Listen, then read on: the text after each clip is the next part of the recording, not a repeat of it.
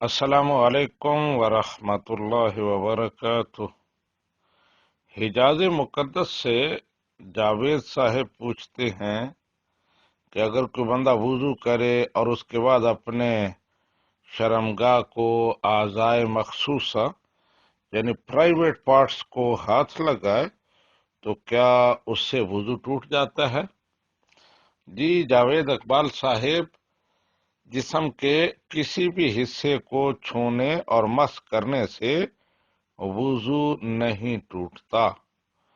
وضو ٹوٹتا ہے جب بدن میں سے کوئی چیز نکلے، پیشاب، پاخانہ، اسی طرح خون ہے، پیپ ہے، ان کے نکلنے سے وضو ٹوٹتا ہے جو نجس ہیں۔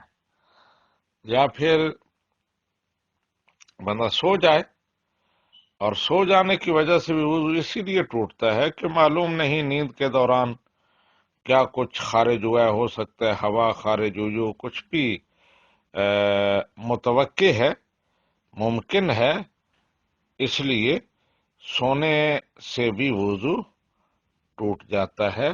تو بہرحال پرائیویٹ پارٹس یعنی شرمگاہ کو ہاتھ لگانے سے وضو نہیں ٹوٹتا۔